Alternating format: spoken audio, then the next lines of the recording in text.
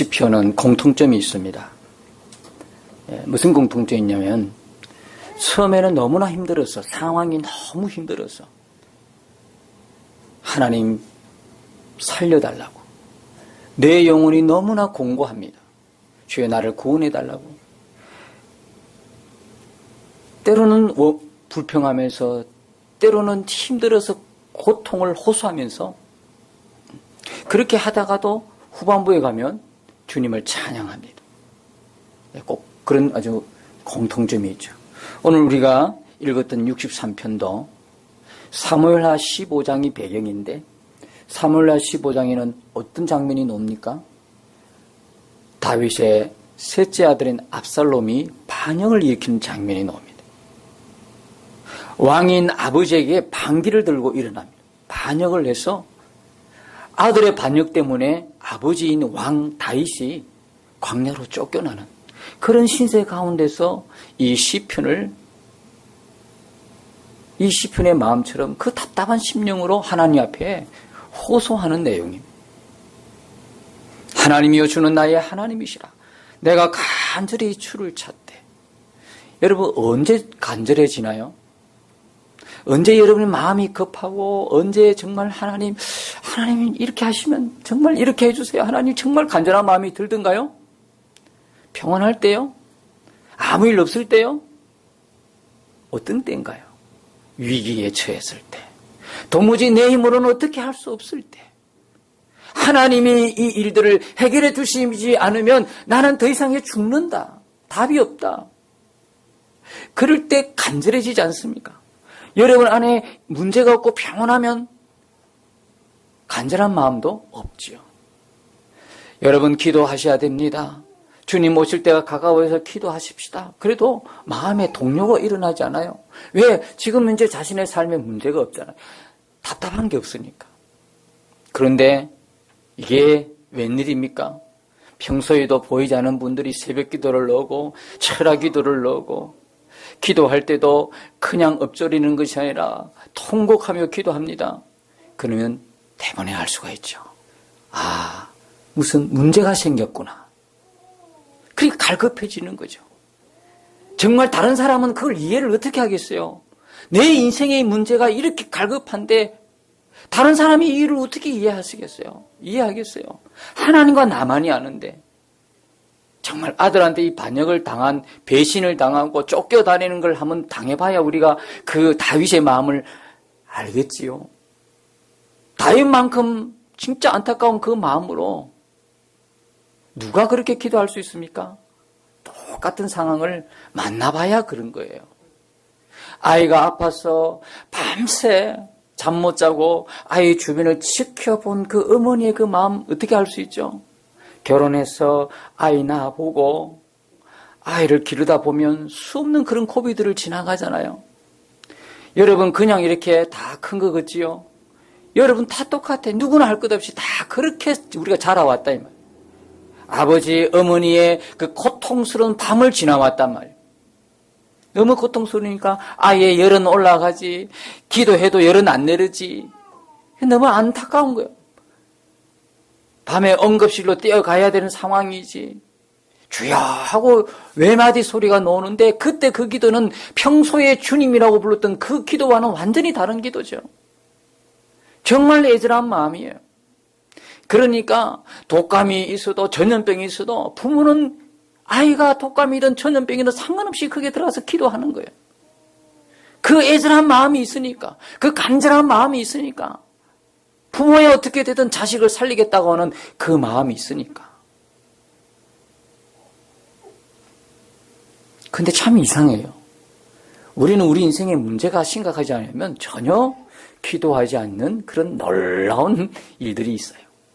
정말 중요한 것은 그런 일이 없어도 기도할 수 있었으면 참 좋겠는데, 여러분 정말 아무 일 없어도, 아무 일이 진짜 없어도 정말 습관처럼, 거룩한 습관처럼, 예수님께서 기도가 습관처럼 하신 것처럼 거룩한 습관이 되어서 늘 주님과 동행이 이루어지고 주님 앞에 나와서 기도할 수 있는, 우리 마음에 늘 주님을 향한 갈급함과 간절함이 은혜가 되어서 우리 안에 가득 차는 그런 귀한 은혜의 역사가 저와 여러분에게 있으시기를 축복합니다. 여러분, 예수님께서 이 땅에 오셔서 우리의 죄 대신해서 십자가에 죽으셨지 않습니까? 그리고 누구든지 그 예수 그리스도를 믿으면 구원받게 하셨고 3일 만에 부활하셔서 우리로 하여금 영생을 믿는 자에게 주셨지 않습니까? 십자가에 죽으시고 부활하신 건 다 누구를 위한 것입니까? 우리를 위한 것이죠. 그렇다면 이 복음을 듣고 나서 우리가 이 복음의 삶을 살아내는 그 능력은 어디서 오는 겁니까? 단순하게 이 사실을 그냥 알고 있다는 그 수준에 머물러 있으면 우리는 절대 이 복음을 듣고도 그렇게 살 수 없습니다. 정말 핵심적인 복음의 내용이 무엇입니까? 그렇게 나를 위해서 십자가 죽으시고 십자가에서 3일 만에 부활하신 그 주님이 지금 우리 믿는 자 안에 오셨다는 그 사실에 눈을 열 때만이 우리가 들은 그 복음을 우리 삶의 능력으로 살아낼 수 있게 되는 것이죠. 여러분, 정말 여러분을 사랑하셔서 이 땅에 오셔서 십자가에 죽으시고 부활하신 주님이, 그 주님이 정말 여러분의 구주인 것을 믿으십니까? 정말 여러분을 구원할 그분이신 걸 구약에서 그렇게 하나님이 약속하고 언약했고 선지자의 글들을 통해서 말씀해 오셨던 그 그리스도인 것을 믿으십니까? 정말 여러분은 예수 믿어서 구원받는 것을 확실하게 믿으십니까? 그렇다면 여러분이 그 예수님이 지금 여러분 마음에 오신 것을 믿으십니까? 정말 믿으십니까? 우리 정말 믿어야 합니다. 사실이니까요. 사실이니까. 사실인데도 굳이 거부하면 어떻게 해야 되는 겁니까? 주님을 무시하는 것이죠. 믿는 자 안에 분명히 말씀을 통해서 진리를 통해서 오셨다고 말하는데도 굳이 나는 거부한다는 것은 뭐가 문제인지 주님을 무시하는 것 아니겠습니까? 여러분, 지금 내 마음에 주님이 오셨다는 게 정말 믿어지면 뭐가 갈망이 되겠습니까? 내 안에 오신 그 주님과 동행하는 게 갈망이 되지 않겠습니까? 그죠? 내 안에 분명히 내 마음 가운데 오셨는데 주님과 친밀하지 않다, 주님과 친밀한 동행이 이루어지지 않다, 이것만큼 불행한 게 어디 있습니까? 따로 사는 거예요. 집안에 같이 있는데 각 방을 써. 그만큼 고통스러운 게 어디 있을까요? 사람이 있는데 사람을 전혀 인식을 못해. 그만큼 불행한 것이 어디 있을까요? 집에 분명히 사람이 있는데 무시하고 막 지나가고 없는 것처럼 투명인간 취급하고. 우리가 다 육신의 눈으로 보는 것이 아니니까. 육의 눈으로 보이지 않으니까. 주님이 내 마음에 오셨다 하는 게 우리 눈으로 볼 수 없으니까 주님과의 동행이 막연하고 추상적인 거예요. 혹시 여러분은 그렇지 않나요? 막연하다. 주님과, 목사님이 주님과 동행하자 24시간 예수님 바라보고 동행하자 말은 하는데, 그냥 키가 따갑게 말은 듣는데, 나에게 너무 막연하다. 나에게 너무 추상적이다. 우리가 믿음으로 사는 사람이지 않습니까? 어떤 세상의 이치와 논리에 따라 세상 방법으로 사는 사람이 아니라, 우리가 이 세상에서 건진받아 이 세상과 구별된 성도라 이야기하는 것은 거룩하게 구별된 물이 아니겠습니까? 거룩이란 단어는 구별되었다는 뜻이죠. 세상과 다르다는 거예요. 거룩한 성도는 세상과 구별된 삶을 사는 사람을 말하지 않습니까? 그렇다면 우리가 믿음으로 이 세상을 살아가는 건데 믿음으로 사는 것이 힘들다고 생각하는 것 이유가 뭘까요? 정말 믿음으로 살기가 참 힘들어. 쉽지 않아, 믿음으로 살기가. 지금 세상에 어떻게 믿음으로 살아? 그럼 어떻게 사시렵니까 도대체? 그렇게 말씀하시는 당신의 정체성은 무엇입니까? 도대체 교회는 나오는데 헷갈리는 거예요. 사단도 아마 헷갈릴 거예요. 이게 그리스도에 속한 사람인지 이게 내 편인지 굉장히 헷갈릴 거예요. 이게 어떤 때는 내 편 같기도 하고 이건 교회에 나오니까 또 하나님 편에 속한 것 같기도 하고 사단을 헷갈리게 하는 사람이 있을 것 같아요. 믿음으로 살지 않는다면 그리스도인입니까? 예수 믿는 건 맞습니까? 너무 힘든다는 거예요. 어떻게 믿음으로 살아? 어떻게 말씀에 다 순종하며 살아? 어떻게 말씀대로 살아? 그러면 그렇게 이야기하는 당신은 누군가요, 도대체? 우리가 믿음으로 살지 못하는 이유가 뭐죠? 주님이 함께 하시는 것을 여전히 모르기 때문에. 주님이 나와 함께 하신다. 내 안에 내 마음에 오셨다. 내 안에 계신다. 이게 대한 분명히 눈을 열면 그렇게 말할 수 있을까요? 그게 아직 희미한 거예요. 그게 아직 막연한 거죠. 그게 너무 추상적이니까 믿음으로 살기는 힘들다고 생각하는 거예요. 믿음으로 실제적으로 살지 못하고. 여러분, 우리가 눈을 뜨고 정말 갈망해야 될 것은 내 마음 가운데 내 안에 오신 주님이십니다. 육신의 눈에 안 보이니까 안 계신 줄 알고 마음대로 생각하고 마음대로 사는 겁니다. 여러분, 지난 한 주는 어떻게 사셨습니까? 주님이 육신의 눈으로 안 보이니까 생각도 내 거다 생각하고 마음대로 사셨지만 마음도 내 마음대로, 그리고 내 마음대로 살았어요. 그런데 정작 우리의 고백은 무엇입니까? 교회에 오면 고백을 뭐라고 하시죠? 주님이 내 생각의 주인이십니다. 주님이 나의 주인이며 내 마음의 주인이다. 그렇게 고백은 하시면서 사시는 거는 내 마음대로 생각하고 내 하고 싶은 대로 산다 이 말이에요. 도대체 뭐가 원인입니까? 무엇이 문제입니까? 말도 함부로 하고 행동도 함부로 하고 돈도 함부로 쓰고 시간도 함부로 사용하고 알고 보면 다 주님이 우리에게 맡겨주신 거 아닙니까? 우리 것이 뭐가 있습니까? 우리 다 청직이지 아닙니까? 다 시간도 하나님 우리에게 주신 거 아닙니까? 돈도 하나님 주신 거 아니에요? 생명도 주신 거, 건강도 주신 거 아니겠어요? 이처럼 하나님이 우리에게 주신 너무나 소중한 것들을 다 방탕하게 다 써버리는 거예요. 누가복음 15장에 아들을 떠나 방탕한 삶을 산 그 탕자가 누굽니까? 알고 보니 나였다는 것입니다. 누가복음 15장에 있는 그 탕자는 그 탕자가 아니라 오늘 나였다는 사실입니다. 그러나 얼마나 감사하게도 우리가 이 사실을 깨닫고 다시 아버지께로 달려가면 하나님 아버지께서 우리를 회복시켜 주시는 것입니다. 진짜 우리가 고백해야 합니다. 하나님, 도무지 믿어지지가 않습니다. 이 일을 어떻게 하면 좋겠습니까?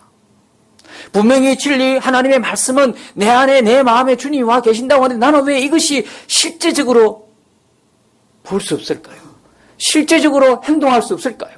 주여, 나에게 눈을 열어 주시옵소서. 나에게 믿음을 더하여 주시옵소서. 주님과의 동행이 분명한 실제가 되기를 원합니다. 주님을 갈망합니다. 주님으로 가득한 마음 되기를 원합니다.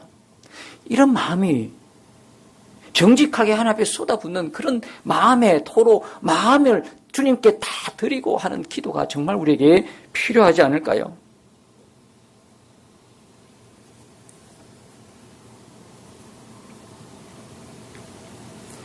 주님과 함께하는 눈이 정말 우리에게 열리게 되면 모든 것이 달라집니다. 주님이 나와 함께 사는 것을 아는데 어떻게 여러분 옛날처럼 그렇게 살 수 있나요? 지금까지 살아온 것처럼 도무지 그렇게 살아올 수 없어요. 더 이상 은밀하게 죄를 짓는 거는요, 상상도 못할 일이에요. 이거는 여러분의 변화이기도 하지만 저의 변화이기도 해요. 이젠 생각으로, 마음으로까지도 이제는 더 이상 죄된 생각, 죄된 마음 품기가 너무 힘들어요. 옛날에는 아무렇게 생각하지 않고 살았는데, 여러분, 옛날에는 행동하지 않은 죄는 죄가 아니라고 심지어 그렇게 생각했잖아요. 그래서 생각으로, 마음으로 범한 죄는 사실은 죄가 아니라고도 생각하고, 겉으로는 웃는데 속으로는 미워하기도 하고, 원수 같은 놈 그렇게 대하기도 하고, 그랬지 않습니까?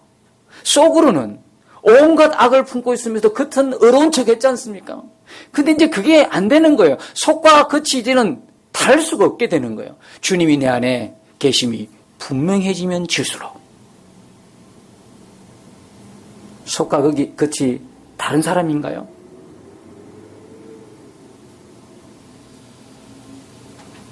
생각도 마음도 이제는 함부로 먹을 수 없어요. 왜요? 내 안에 계신 주님이 분명하니까, 실제가 되니까. 민감해지는 거예요. 여러분, 죄는 나만 아는 것이 아닙니다. 죄는요, 우리는 우리만 아는 것인 줄 알고 싶어 해요. 내가 혼자 있을 때 지었던 그 죄, 그냥 나만 아는 걸로 끝내고 싶은 마음이 우리 마음이야. 근데 알고 보면 죄는 이미 다 공개되어 있어요. 죄는 이미 다 어떻게 노출되어 있어요. 그래서 모든 죄는 하나님 앞에서 짓는 거예요. 하나님 앞에, 우리 육신의 눈으로 보지 못하지만 하나님 앞에서 다 짓는 거라고요. 우리가 은밀한 장소에서, 은밀한 곳에서 은밀하게 지었던 모든 죄는 다 공개되어 있어요. 하나님도 보시지만 누구도 봐요? 사단도 보고 있어요. 그게 어떤 유혹을 통해서 죄를 짓든지 어떻든 간에 이 모든 죄는 하나님도 보고 계시지만 사단도 보고 있어요. 그래서 교회를 나오고 예수를 믿습니다 하는데도 여전히 죄 가운데 있으면 그 사람은 성령의 충만한 은혜를 받지 못해요. 그 사람의 삶은 계속해서 사단에게 휘둘리는 삶을 살 수밖에 없어요. 계속 연약하고 계속 부족한 삶을 살고 계속 죄에 끌려다니는 죄의 종으로 살 수밖에 없어요. 여전히 교회를 나옴에도 사단이 그것을 보고 노리는 거죠. 하나님 보는 눈앞에서 죄를 짓는 겁니다, 여러분. 우리는 그 의식을 분명히 갖고 있어야 돼요. 이제 내가 죄 짓는 거는 하나님 보는 앞에서 죄 짓고 있다는 생각. 그거 분명히 가지고 있어야 돼요. 완전 범죄 없습니다. 하나님이 함께 계심을 보지 못하니까 완전 범죄 그런 소리를 하는 것입니다. 여러분, 이제는 정말 잘 믿고 싶다는 마음이 있으십니까? 이 설교를 준비하면서 꼭 물어보고 싶었던 내용이 있습니다. 저 자신에게도 그렇지만 여러분, 이제는 지금까지 믿음 생활 해오면서 아니면 믿은 지 횟수를 떠났어요. 믿은 지 얼마를 떠났어. 정말 이제 제대로 한번 믿어보고 싶은 마음은 있으신가요? 이렇게 근성근성 믿지 않고 이렇게 이거 믿는 사람 같기도 하고 안 믿는 사람 같기도 하고 이렇게 믿지 않고 제발 나도 너무 이제는 지쳤어. 이렇게 양다리 걸치는 거 너무 지쳐. 세상에도 세상 좋아하고 교회도 나오고 교회 한 발 세상 한 발 너무 힘들어. 이렇게 살아서는 안 되겠어. 그런 마음이 있어서 주님 정말 잘 믿고 싶습니다. 그게 정말 힘들지만 안 돼서 그렇지. 그런 마음은 있으신가요? 꼭 그걸 한번 물어보고 싶은 거예요. 제대로 한번 믿어보자. 언제까지 이렇게 세월을 보낼 수는 없지 않은가? 하나님이 기뻐하지 않으시는 생활 습관, 하나님이 정말 기뻐하지 않은 그런 삶의 태도, 믿는 사람으로서 정말 해서는 안 되는 그런 것들, 덕이 안 되고 본이 안 되고 하나님 영광에 이르지 못하는 그런 것들 이제 다 끊어버리고 버리자.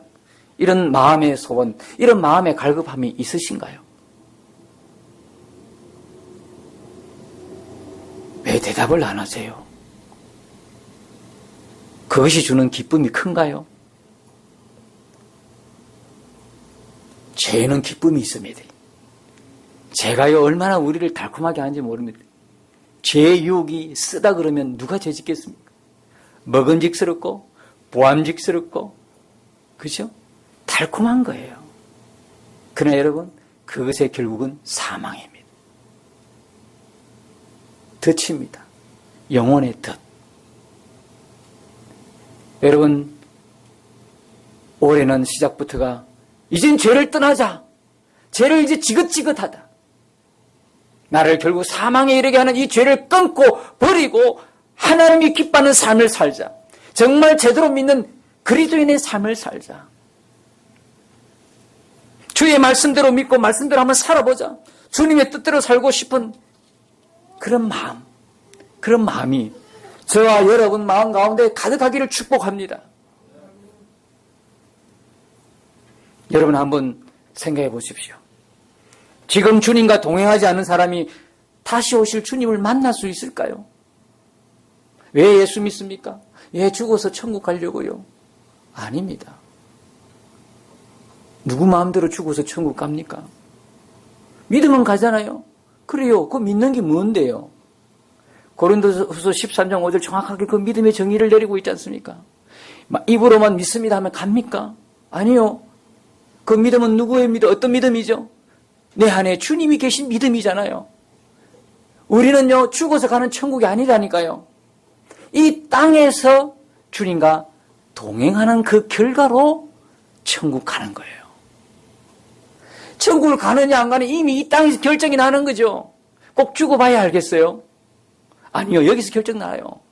여기서도 주님과 친밀한 동행이 이루어지지 않는데 어떻게 다시 오실 주님 앞에 그 주님을 만날 수 있다고 장담하십니까? 주님을 사랑하지 않은 사람에게 주님과 영원히 산다? 이게 말이 됩니까? 그런 사람에게 왜 천국이 필요하죠? 사랑하지 않는데 그 사랑하지 않는 사람과 한번 살아보세요. 얼마나 힘든가. 그 자체가 지옥이잖아요. 주님도 사랑 안 하는데, 주님도 갈망이 안 되는데, 주님도 간절하지 않은데, 이 땅에 살면서도 주님도 필요치 않은데 어떻게 천국 가겠다고 확신하십니까? 그 주님을 만나면 그 주님과 보통 사는 게 아니잖아요. 1, 2년 사는 것도 아니고 이제 앞으로 영원히 살 텐데 어떻게 그 영원히 어떻게 삽니까? 사랑하지도 않은 사람한테. 우리가 조금만 생각하면 너무나 진리가 쉽게 깨달아지는 거예요.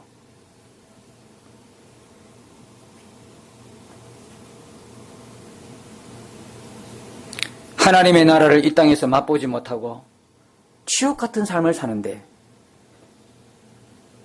그 사람에게 과연 천국의 소망이 있을까요? 우리 교회에 나오는 사람에 대해서 이야기하는 거예요. 교회를 안 오는 사람이 이 말 해당이 안 돼. 설교도 안 듣잖아요. 교회에 나오는 사람 중에 하나님 나라를 이 땅에서 맛보지 못하고 지옥 같은 삶을 사는데 하나님 나라가 없으면 지옥이죠. 그런 삶을 사는데 그 사람에게 과연 천국 소망이 있을까? 그런 사람에게 단지 죽어서 천국을 간다는 게 무슨 의미가 있을까? 이 땅에서도 누려보지 못한 그 천국. 막연한 천국. 무슨 소망이 있겠어요? 오랫동안 그리워하고 사랑한 사람이 그 오랫동안 그리워하고 사랑했던 그 사람을 만나게 되면 어떻습니까? 반갑고 기쁜 일이잖아요. 주님을 오랫동안 사랑해서 이 땅에서 눈에 보이지 않지만 육신의 눈은 볼 수 없지만 내 마음에 오신 것을 그대로 믿고 그 주님을 분명히 의식하며 주님을 사랑했어. 친밀한 교제를 나누다가 그 주님을 어느 날 눈으로 보게 됐어.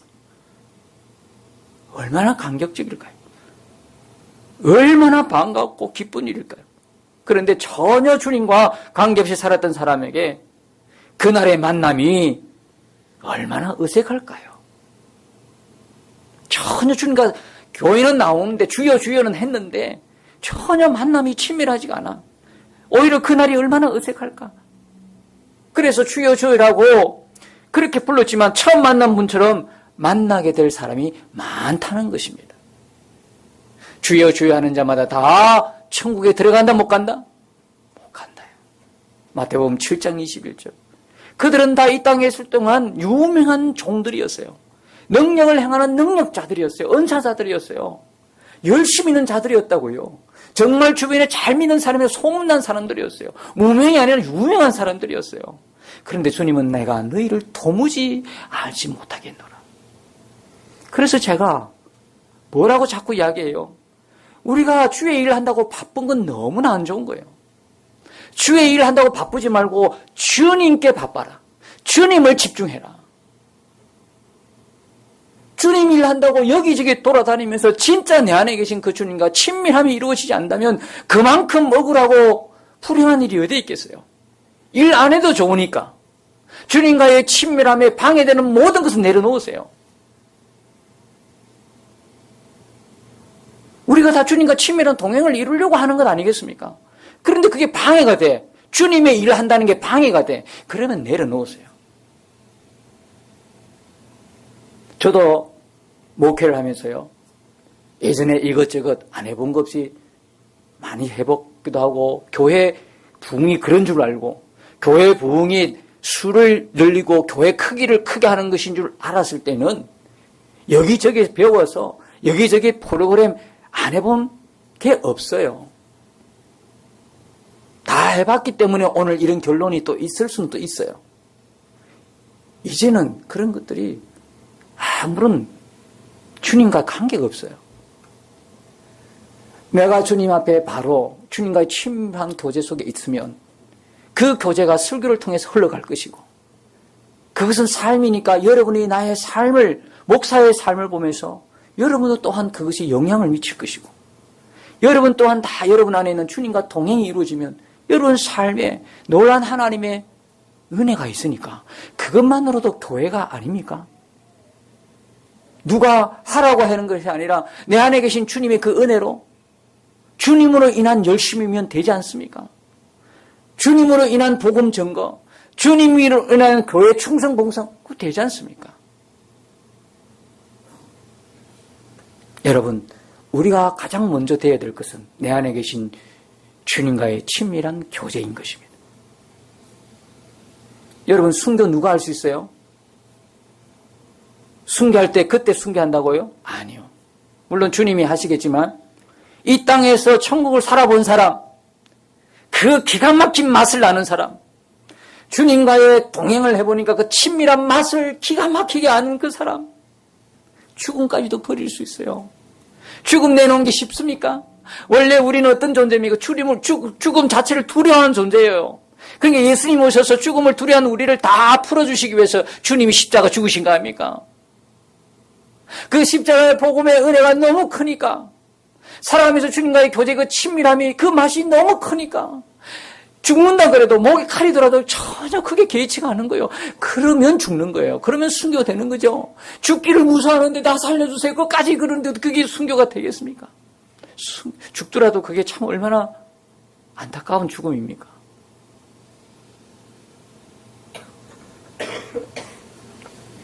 하나님이 우리에게 하실 수 없는 게 딱 하나가 있습니다. 그게 뭔지 아십니까? 다 하시는데 돈도, 여러분요, 돈도 하나님이 줬다 가져가실 수 있어요. 너무 돈 하지 마세요. 돈도 하나님이 가난하게 하기도 하고 부유하기도 하셔요. 주권이 하나님께 있다고. 내가 모은다고 돈 모아지는 줄 아십니까? 그럴 것 같으면 부자 안 된 사람 어디 다 부자 되지. 뒷구멍으로 다 빠져나가잖아요.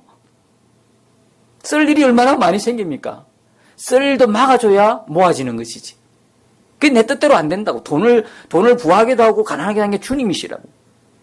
재산도 그렇고 건강도 그렇고, 건강도요, 건강하기도 하고 건강이 안 좋을 때도 있어요. 자녀들도 그래요. 자녀들 귀엽고 복되지요. 그러나 자녀들에게 너무 매이지 마세요. 그 자녀의 주권은 하나님께 있지 내게 있지 않아요. 자녀를 줬다고도 그리고 데려갈 수도 있어요. 맞습니까? 그거 인정하십니까? 너무 주님께 집중할 걸 자꾸 자녀에게 뺏기면 안 돼요. 주님께 집중하셔야 돼요. 생명까지도요, 하나님 마음이에요. 좋다가 거둬가는 하나님 마음이라고. 근데 하나님 우리에게 꼭 한 가지 못하는 게 있어요. 뭐예요? 우리의 마음이에요. 우리의 마음은 하나님, 우리가 허락하지 않은 하나님 마음대로 하실 수 없어요. 어떻게 못해? 하나님, 우리가 마음을 오픈하지 않으면, 우리가 마음을 들이지 않으면. 천하 없는 복음, 세상 없는 복음을 이야기해도요, 내가 믿을 마음이 없으면 그만이에요. 주님을 갈망하라고 이야기해도 갈망할 마음 없으면 그만이에요. 내 마음대로 사는 거죠. 주님대로, 나는 나대로. 따로 국밥이죠. 따로 사는 거예요. 마음이 없는데 어떻게 할 수 있는 방법 하나도 없어요. 여러분, 오늘 본문의 시편 63편, 다윗의 영혼이 주님을 갈망하는 걸 볼 수 있어요. 어떤 배경이에요? 너무 힘드니까. 어렵고 힘든 상황에서 주님을 갈망하고 악모했더니 어떤 일이 일어났어요?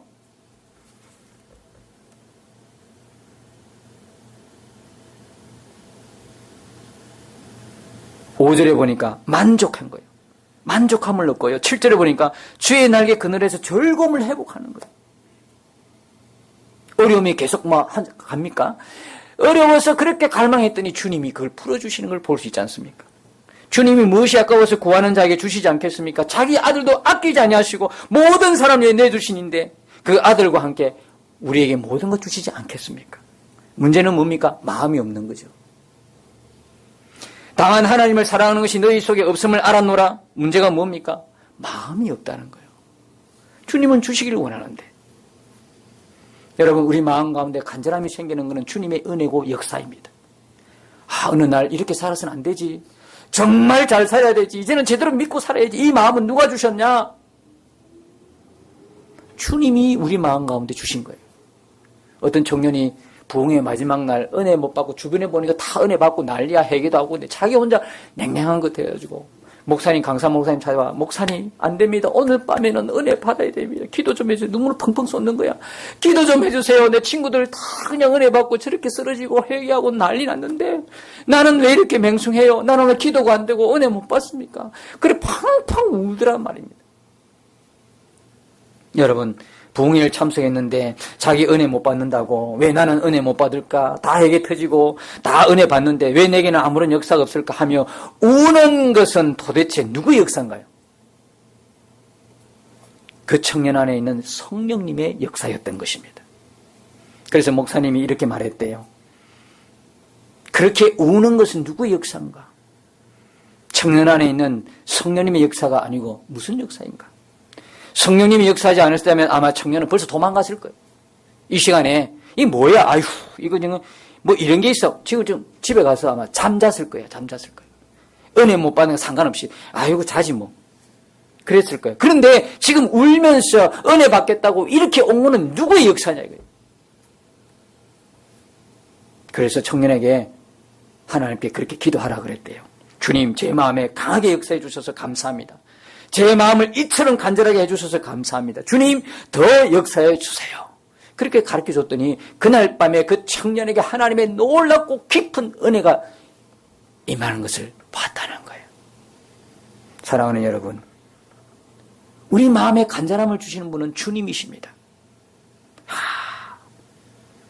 이렇게 살아서는 안 되지. 나는 은혜가 안 되는데 나 왜 이렇지? 나는 기도가 안 되는데 나 왜 이렇지? 말씀을 보아야 되는데 왜 안 되지? 전도해야 되는데 나는 왜 이렇지? 누가 주신 거예요? 누가 이런 마음을 주셔요? 우리 안에 오신 성령님의 근심인 거예요. 계속해서 마음에 갈급함을 심어주시려고 하는 성령님의 역사인 거예요. 우리 안에서 그렇게 역사하고 계시는 거예요. 여러분 마음에 그런 마음이 없었던가요? 내가 왜 자꾸 이렇게 집에서 잠만 자지? 왜 자꾸 내가 왜 이렇게 TV에 매달려 있지? 연속극에 매달려야 되지? 이런 마음 안 들던가요? 내가 이렇게 해서는 안 되는데 기도하고 말씀 봐야 되는데 왜 안 되지? 이런 마음 없던가요? 내가 이렇게 하는 게 믿는 사람이 아닌데 이런 마음 없던가요?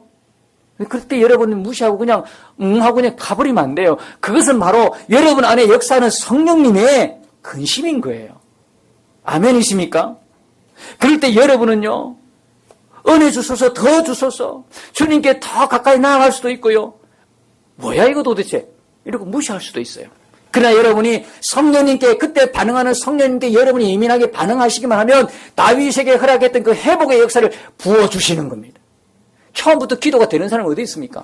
처음에 기도할 때 너무 힘들어요. 각각 목도 막히고 도대체 기도가 안 되는 것 같기도 하고 그럴 때 여러분이 벌떡 일어나서 가버리면 안 된다고요.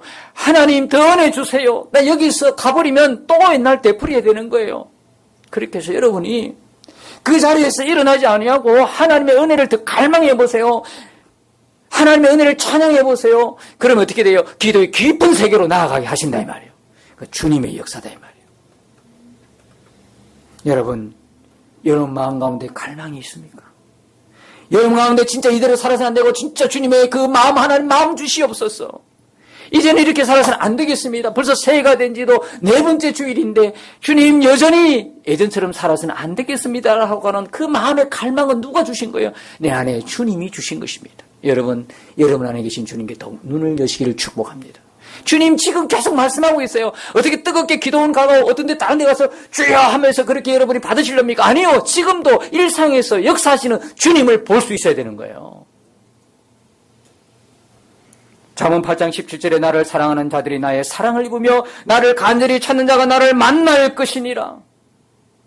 여러분 이번 한 주간에 여러분 안에 있는 일어나는 갈망을 무시하지 마시고 잘 살펴보시기 바랍니다. 여전히 예수 그리스도를 주와 그리스도를 믿는 여러분 안에 성령님이 살아 역사하십니다. 그때 그 갈망 속에 반응하시고 더 주님께 가까이 나가는 복된 여러분 되시기를 축복합니다.